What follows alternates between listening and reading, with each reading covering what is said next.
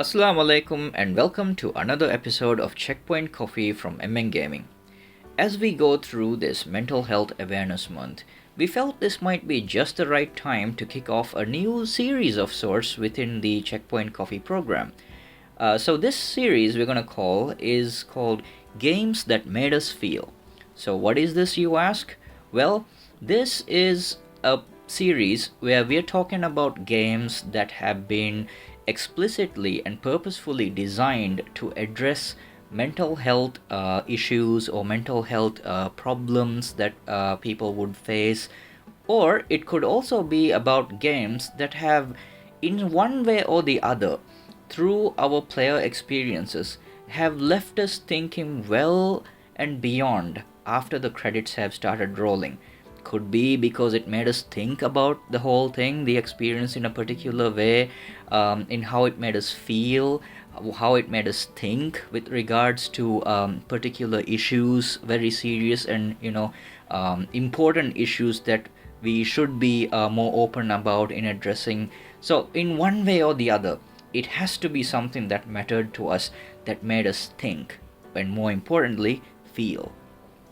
Joining me here today in this program, first off, it's me, Thunder Toys, coming to you guys. And joining in this podcast today, we have back here with us. Hi guys, it's me, Hasin.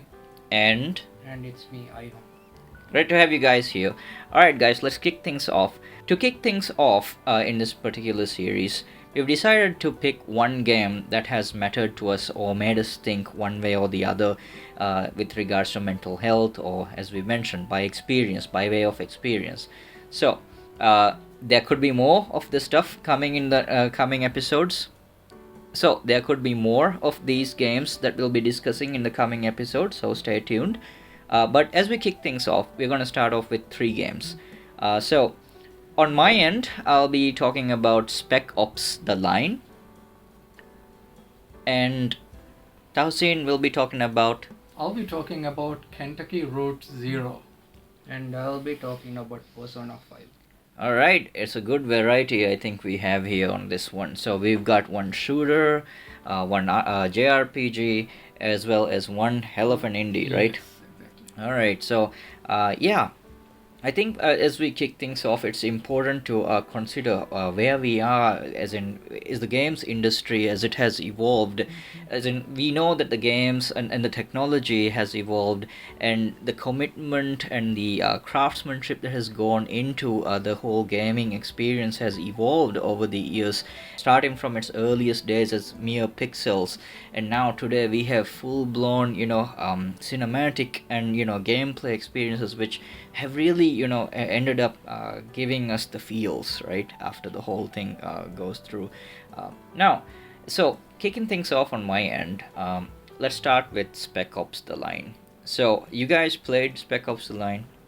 I haven't played Spec Ops The Line personally, but I've heard a lot of good things about it, and it's on my wish list. I plan to play it very soon. Yeah. I have heard about it, but I have heard bad things about it.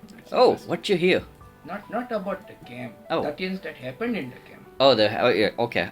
In that regard, the fact that bad stuff happened in the game is probably why it's on this list today. Yes. So so for those of you who are just tuning in on this, or those of you who might have missed this game back in its release, Spec Ops: The Line came out all the way back in 2012. When the shooters, the whole FPS genre, the shooting genre of games was at their absolute peak, so this was a time when Call of Duty was essentially dominant. It was unrivaled, unmatched. This is before the age of the whole battle royale, the the gacha style gameplay stuff, like the much of the dominant styles that we have today. Before this, we were at the cusp of we were experiencing an FPS mania of sorts, particularly with warfare games. So Modern Warfare was essentially at the front, along with Battlefield and many other games, and personally, for me, this was a time when many of us as gamers, especially impressionable gamers, many of us in our teens, late teens, we were very much engaged in the violence and the gore that comes with these, FPS war based games. And while there were attempts at trying to indicate the violence, in war, such as if we go back to Modern Warfare 1, where they try to show the aftermath of the nuclear explosions. Yes, that was a very memorable moment. I still remember. Yeah, It was good. the Chernobyl, flashback missions, and then you have even later on you got the No Russian, like in Modern Warfare 2. Things like this were supposed to show the horrors of war, as in like as you inflict pain or you are participating in this violence of sorts, right? But very few games, if at all, at the time actually talked about the suffering that goes within the soldiers' minds, like how these so-called machines, these killing machines, are essentially just human, too, behind all of that, the guns and the explosions. That what kind of toll does this take on a human being, So, Spec Ops: The Line essentially, already it kicks off with a curveball where you start the whole game in a very post-apocalyptic version of Dubai, which is already overrun by sandstorms and stuff. And this is already something impressive, because back then when we talked about Middle Eastern conflicts, they always had very particularly typical areas or parts of the world which they would focus on, but Dubai was definitely not one of them. I mean, we all consider Dubai to be what, a holiday destination? Yeah. And here we are in an active, or rather once active, war zone. And yeah, I'll give you this, the game had its faults in terms of mechanics, like the hitboxes, for which I would rightfully say the game did get its criticism, but not for what I'm about to tell you. You see, what happened in that game is that you, as the player, you are a catalyst. I mean, you are using Walker, the main character, as a catalyst to make decisions where you come across various points in the game where you feel like you have a choice, but then you realize you don't have a choice, and then you realize that the only way to go forward is to commit a certain, heinous act. And I will tell you this, one of the most horrifying personal experiences as a video gamer I experienced was in this game, in that infamous white phosphorus, shelling sequence, which, and for those of you who have played this, you know exactly what I'm talking about. And for those of you who haven't, well, let me just put it like this. That stuff will stay with you for a while, and at the end of the whole game, by the time you reach the end, you've committed so many violent acts, so you've committed so many war crimes in reaching there, you end up becoming a fully, you're nothing but a shell of a man at that point. The game has multiple endings where you get to choose what to do with yourself, but in all of those endings, in fact, the most optimistic ending that you can think about still ends up with you, just with a sort of dead look in your eyes, like this person is now permanently damaged. So they are only just bad endings in the game. In a sense, you just have to pick the lesser of the bad endings. If I remember correctly, there's one ending. Okay, so essentially one of the main ending, what the key ending is where Walker gets rescued by an army, unit. So you get to go quietly with them, where you end up like just basically giving a very dead look as you go, like that this man is done for, like internally he's wiped out. The second option is where you get to fight these guys, like you try to attack them, because at this point you see everything as a threat, right? So if you die in this encounter, you leave this world completely in a mushy state, your brain is in complete mush, you die without any sort of sanity in you, and it's sad to see, as a character, as a player, it's sad to see. And the other ending is where you get to fight them, and if you win, Walker is now walking, no pun intended, into the desert, saying the very first lines that the game started with, "Gentlemen, welcome to Dubai." He's hallucinating. He's completely lost it, and That's a very famous line in yeah, the game. it, Not bad. it's dark, guys. Like, most of the video games that dealt with warfare at the time always had this kind of feeling that there is an optimistic, thing waiting for you at the end. Even the darker ones like Modern Warfare, which set up sequels, right, somehow left you with some kind of optimism. Not this one.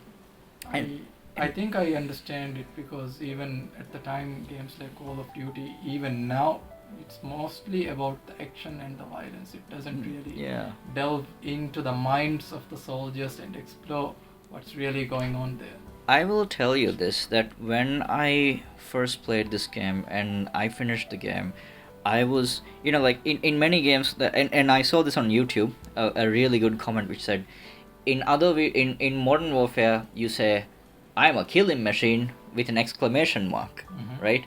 Whereas in this game, you say, "I'm a killing machine" and 3 dots.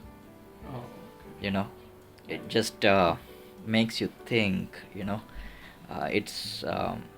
it made me think for a second. Like, we talk about PTSD, we talk about shell shock, but I don't think they were. I mean, back then games were not that brave in exploring these sorts of issues straight away in projecting those issues to the player as much as they did at the time. So the game certainly did receive its criticisms, but if you're a third person, shooting type of player, and if you're looking for a meaningful experience, something that will make you leave you thinking, yeah, so I would definitely say, folks, like Spec Ops The Line is a game that definitely made me think.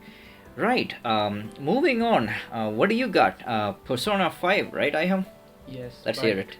But before that, I want to actually include in your part. This is one game where you can actually see how PTSD affects a soldier. Yeah, it's messed up, and certainly it might be an acquired taste for some folks, but it's definitely one I would recommend for. If I was to recommend, a game for a good experience, I would recommend that.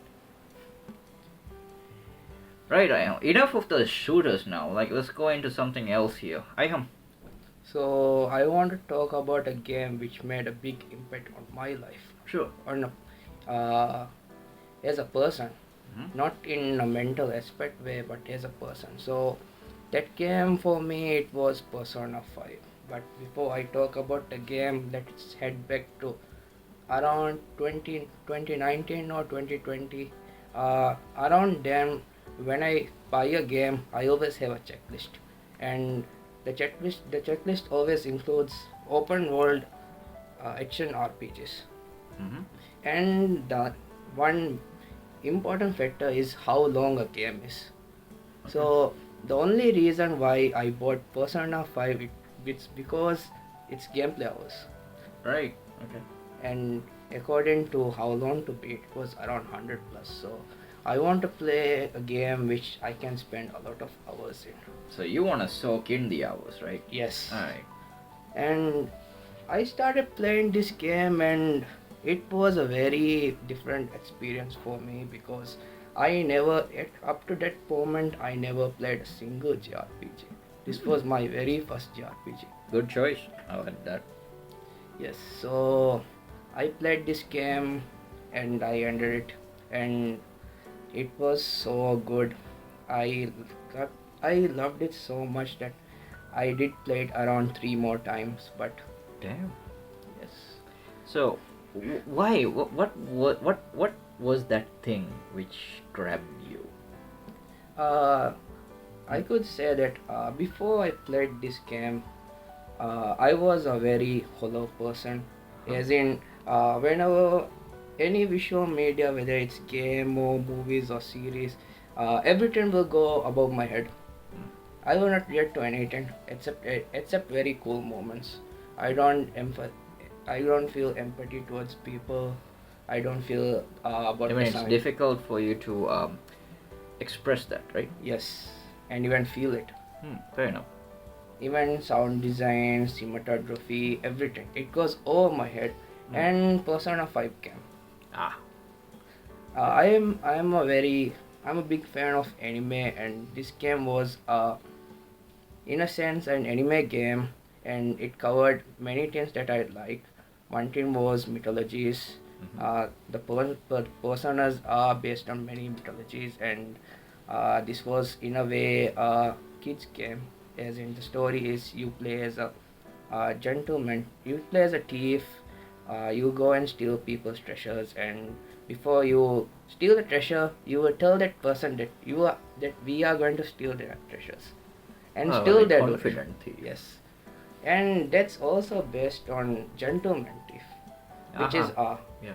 and that's also I think it's a parody of Sherlock Holmes. I think. Yeah, I think so. Yeah. Yes. So I would like to say that when I was playing this game, I was actually feeling empathy towards people. I was into the music, environment, graphics, everything. Was it the characters, the motivations, that kind of thing which kind of made you, start feeling, so to speak? In a way, yes, because I'm not as well versed in Persona as you are, obviously, but I am aware that Persona and Shin Megami Tensei, which is its main series as well, right? These series are well known to have a very diverse, cast of characters with very diverse backgrounds, or a ragtag group of folks coming together to do whatever they do, right? So what I'm sensing is that there's a lot of different perspectives being jumbled into one, ragtag, which makes you as the player, start looking at these things, a lot more in a more wholesome fashion, in a more holistic fashion, right? yeah, I could say that each of the cast, the main people were from different backgrounds, and each of them have different issues, and most can be considered as mental health even. One example would be Futaba. Okay. She is in middle school in Japanese sense. Right. But she has locked herself in her room because, her mother died in front of her, and she blames herself for her death. So she wasn't able to process it, as in grief, and it's up to you to actually go to her, and she becomes a ruler, as in villain of the game, and you helped her go process grief even. So you as the player can actually determine how much of an intervention or how much of closure you give the characters. In a way, yes. In a way, yes, right, yeah. Sounds interesting. Anything else to add? As in, like you mentioned, the whole atmosphere, like the music and all of this stuff, really made you feel. Right? Yes, this I could say this Persona 5 has one of the best soundtracks. Agreed. And that's really not a surprise, folks. The presentation can sometimes evoke these feelings that the game producers or the game makers intended for us to feel as gamers.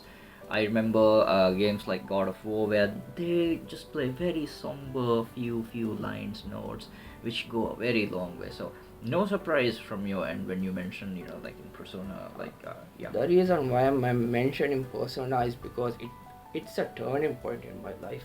After playing Persona 5, in any visual media, I started noticing all of these things.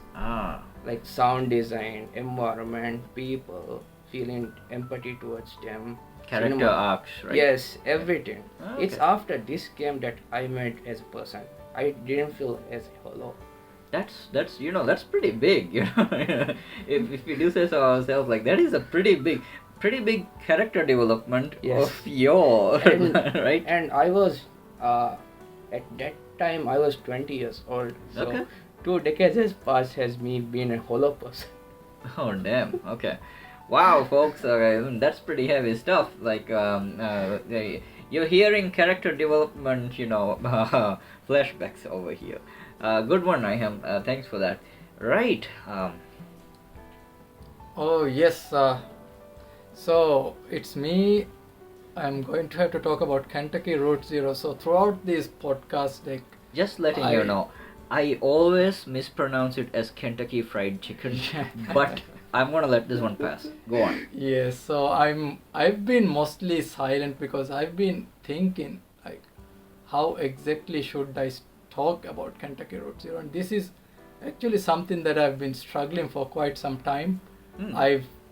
There are times that I've taken the pen and the paper and I've just tried to write how that game made me feel, and it's just an extremely difficult thing because at the time Kentucky Route Zero, when I started playing it, it was actually a gift from my wife, who thought that it would be my kind of game where this is an extremely artistic indie game that focuses on the characters, on the narration, and on the world building itself, right? So Which, by the way, folks, is what Tahsin is. He does like that stuff. yeah, so at the time she bought me the game, and I actually couldn't get to playing it as much as I wanted because I was dealing with some very personal grief at the time.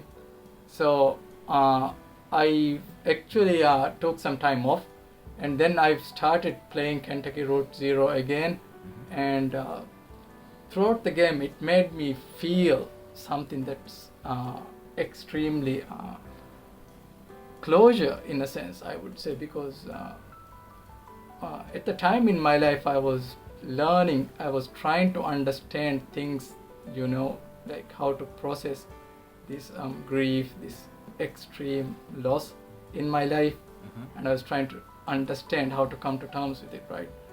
So let's start with the premise of the game. It starts off with you're a driver, Right. and it's a very simple thing. You have a package and you are out to deliver this very last package before you quit your job as a driver.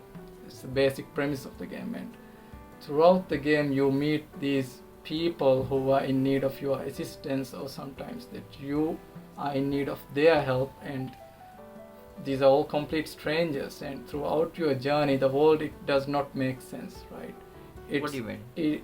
It seems like you start off in like some town in America, and when you go along it's just supernatural things, like things that you can't really explain, things that happen to you that you don't really understand. It looks like a trippy thing, right? It looks like a trippy thing, it sounds like a trippy thing, and it feels like a trippy thing because you can't, even as the player, you really don't understand what's going on because you don't really have a full grasp of all these things. There may be a time in the game where someone is talking about his hobby as bird watching, and this Okay. is completely irrelevant to your story, but at the same time you understand that this is something that this person is extremely passionate about, and it doesn't have to be something that you are interested in for you to keep him with you. You know what I mean. You come across a pair of singers, a band even, and you decide to help them out, and they will sing some songs that maybe resonate with some deep internal conflict that you are having on your own, and throughout the journey you understand that you have to, the world around you, it doesn't make sense. It's not always up to your perceived expectations of how things are, and things will happen to you, like good things will happen to you, bad things will happen to you, horrible things will happen to you. That's just how the world is. But you just have to keep going. You just have to keep going, and you just have to deliver this package because this is what you want to do, right? You just want to deliver this package. And throughout your journey you are experiencing this in a very, very personal way, where people are talking about things that are happening to them, right? And at the same time you form these bonds with them, and it makes you feel like things are happening to you, bad things are happening to you, but you keep going forwards. But you're not alone. There are others around you who are dealing with the same thing, right? Things are happening to them as well. But nonetheless, they are choosing to help you finish this final delivery that you are on, right? And there is this underlying message of, very somber theme of death is inevitable. It will happen to your friends, it will happen to your loved ones, it will eventually happen to you, right? This is not something that we can control, this is not something that we can comprehend, but nonetheless it's something that we will eventually have to deal with. And at the time I found this to be deeply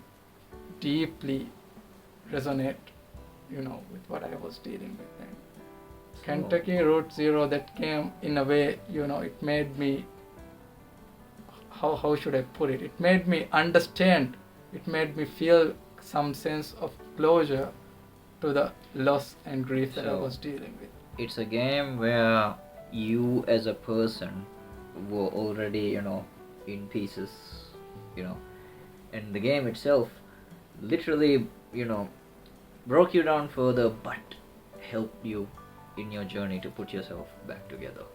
Yes, exactly. And that's also one thing that it emphasizes, people don't have to be put together, you can be broken, but that doesn't really Make mean you any less, right? Yes, exactly. That doesn't make you feel like you are inadequate to complete your delivery. You know what I mean? I think I just figured out that delivery is life. Right? It is life. It is life. You are making your very last journey and experiencing all these great, amazing moments, these extremely tragic losses, extreme grief, sorrow, but also happiness and this bizarre understanding of the world that's around you. Like, you could be listening to birds, you could be listening to the sound of ocean, you could be listening to your friend talking about their life, you would be sitting in a bar talking about the person next to you, how they've let their children down, and that's just life. And there's this understanding that the game really does very good job of conveying to you that this message.